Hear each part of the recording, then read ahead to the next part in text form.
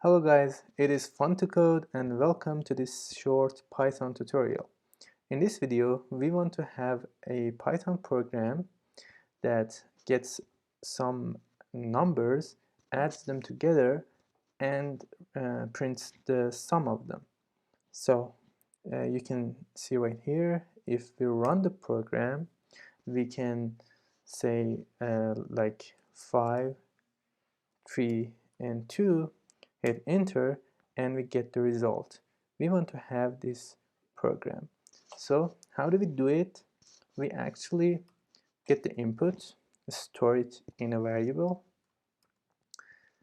Then we should know that we can say split on that, and we can get an array that is that each of the members of that array are strings.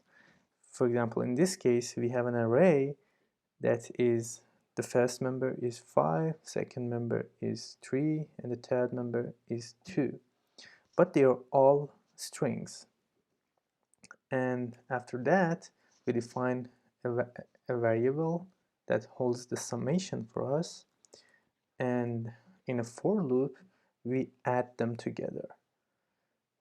And after all, we print the result. That's very simple. Something to note here is that if we actually try to remove this int here, I'm just going to copy this so I can paste it. If we do that and hit save,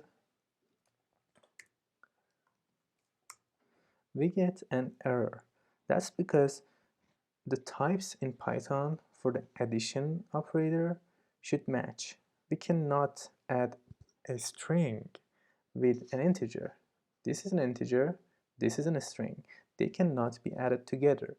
We have to either convert this to int or convert this variable to string. For example, if I say str, what we have here is something like this. It's not working properly, but there is no error. So what we want is the first approach. We want to convert them to int and have the total value of them. So the code we have here is, for example, how many lines is that? 1, 2, 3, 4, 5, 6. It's 6 lines. But that's a little bit too much for summation. Let's see what we can do here. We have a sum function in Python actually, and it works like this. You give it an array of some numbers, for example 1, 2, 3, and it returns the sum of them. That's very easy. So I'm going to just print it. For now, I'm going to comment this part of code, and the code we have right here should always print this summation regardless of the input. So I'm just going to hit something random here, and we see 6. So this sum function works pretty well. But can we use it on our array here? Let's do that. So we say num str array, hit save, and let's give it some real values right now. 2, 5, 3. Oh, we get the same result.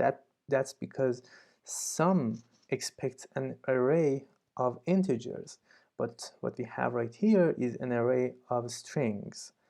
So how can we actually fix it so that we both take advantage of the sum function here, and we don't have to write such a for loop in 3 lines? Instead, we can use this sum, but we don't have to actually modify many things. It turns out there's something very powerful in Python called list comprehension. So what it does is that it lets you define a list based on another list, a new list based on a previously defined list. So I'm gonna just do it right now here. So we define a variable called result, and we want it to be an array. Now, I don't want to define it as an array literal, say like 4 and 5 and 6. I don't want to define it like that. I want my definition of the result array to be based on the definition of num_str array. I want to somehow convert this array to integers so that I can put it in the as a sum input. So there is something special in Python, as I've said, list comprehension. So Python actually lets you somehow get the whole array converted, and that's just like this: int of x for x in num_str array. So that looks like a for loop, but it is not. As you can see, we have the brackets, which indicates that it is an array, and the last part looks just like the for loop, right? You are defining some variable. For example, here I defined num_str that indicates each single member of this array. Here I defined x as each member of this array, and for each member of this array I said that my result array should have the int of x.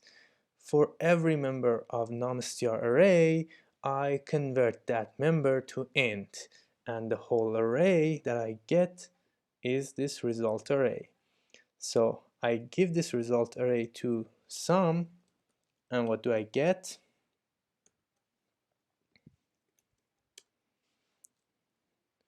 Three, 5, 6, for example. I get the result. That's amazing, isn't it?